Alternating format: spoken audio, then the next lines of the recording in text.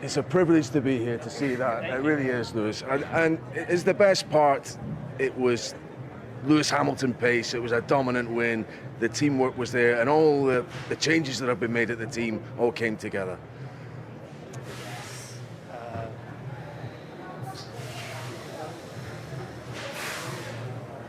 I think it's, geez, where do I start?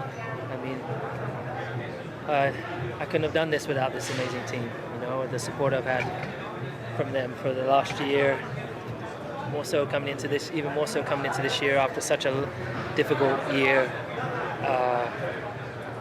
You know, my fans really saved me.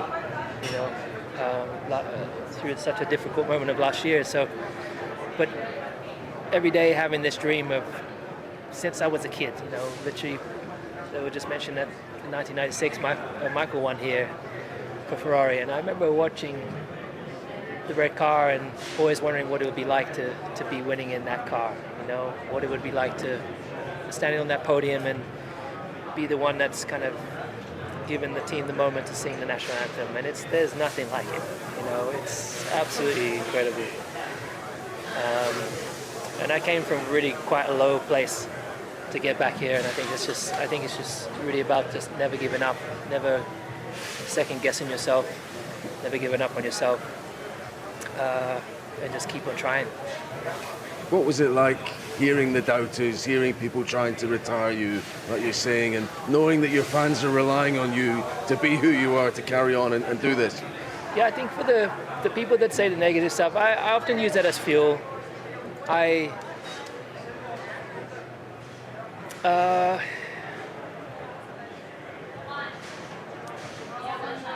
think it's easy to be negative about people, and So think about what he's saying, right? This is the greatest Formula One driver of all time. And two things stand out to me, which I just think are so powerful. Number one, it's been about 2 years since his previous win in Formula One.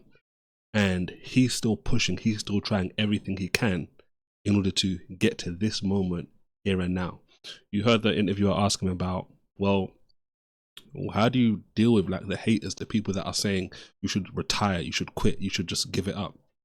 Notice he talked about the fans, he spoke about other people. This is a great sign of leadership. He knows and understands the work he's put in, but he's still focused on the fact that there's so many people out there, the people in the team, the people, the supporters, the fans, which make all of this stuff a reality. Those people encouraging him over and over again. Don't give up, don't give up. We know who you are, we know who you are. That all helps him dive deeper into who he really is. What's actually powerful about this is, I said this before, this is the greatest Formula One driver of all time. But he's still pushing. He's been pushing for 2 years to get to this very moment. Many people out there today, they have nothing near the accolades or anything along the lines that Lewis Hamilton has. But they wouldn't even go longer than a year at something consistently that they really love and are passionate about. This is the kind of thing which I like to talk about because it shows you the difference. It shows you how to separate between everybody else, which is just average or below average, and what it really takes to be great. Many people say they want to be great, but it's actually about taking the steps necessary in order to be great. I think the ones that is worse is when it's a driver that knows how hard it is in this field to do a job, and today that they don't even have the success that I have, and they talk negatively. But it was really the fans that rescued me. As I said, you know, last year, several of the fans were shouting to me, you know, "Don't forget who you are," and that really resonated with me.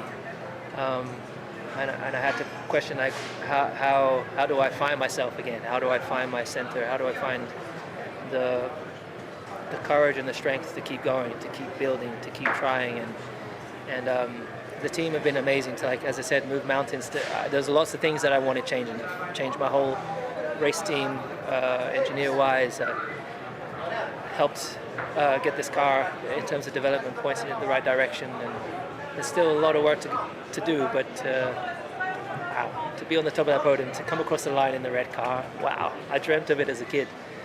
I dreamt of it at home, watching it on the sofa, having a bacon sarnie, you know, with my family, you know. So I didn't eat bacon sarnies today, but yeah, I got to shout out lots of love to my family, to everyone in the UK, to the World Cup team is supporting you. I will be supporting you, and yeah. He's over 40 years old, guys, and think about it. He's just saying he's just accomplished one of his dreams, to win in the red car. He started off with McLaren, had success there, eventually went to Mercedes, had even more success there, and then what you'd call the final stint of his career, he's gone to Ferrari, and he's hit one of the first milestones, right? Win a victory. No doubt, knowing Lewis Hamilton, like just from obviously as a fan of Formula One and as a fan of his Formula One racing, you know he wants to win a 8th world title. The official 8th world title. He already should have already had an 8th title, but that's a story for another day. But think about it. He's still pushing for dreams. Whereas most people today, having a dream isn't enough. Everybody has a dream, or most people have a dream.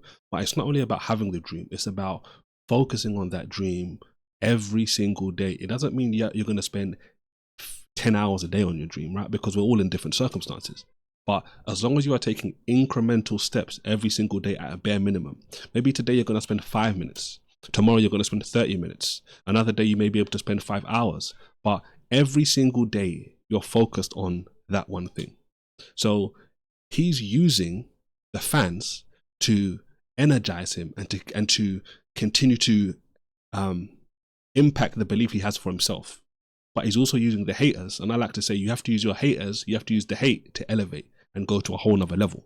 So there's so much we can actually learn from what Lewis Hamilton is saying here for him to achieve something he's dreamt about from when he was a child, before he ever got into Formula One. When he was at McLaren, when he was at Mercedes, he still knew, and many people knew, that he has an affinity with Ferrari because of his idol, as he said multiple times, Ayrton Senna, another great Formula One driver. But guys, I'm trying to get you to understand that he is no different to you.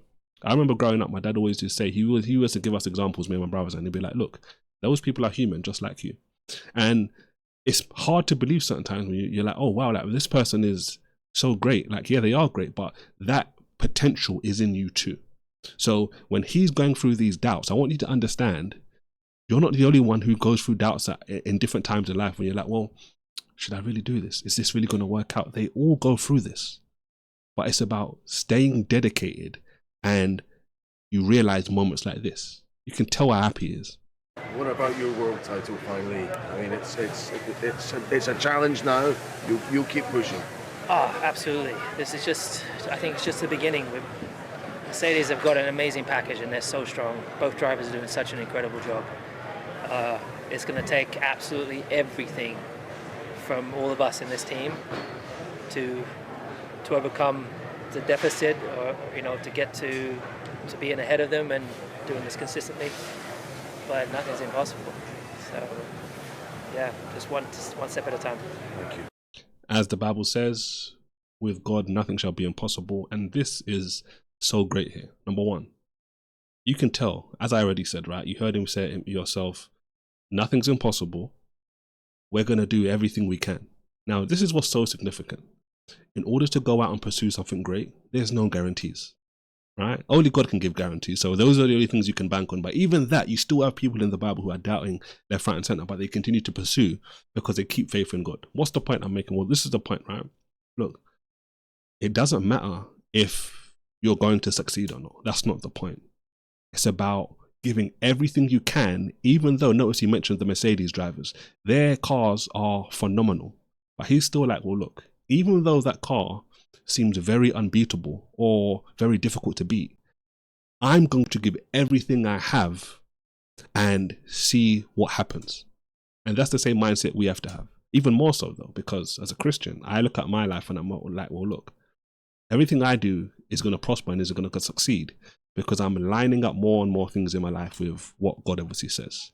So as always, guys, I hope you like this video. Don't forget to like, subscribe, and as always, don't forget to react righteously. God bless.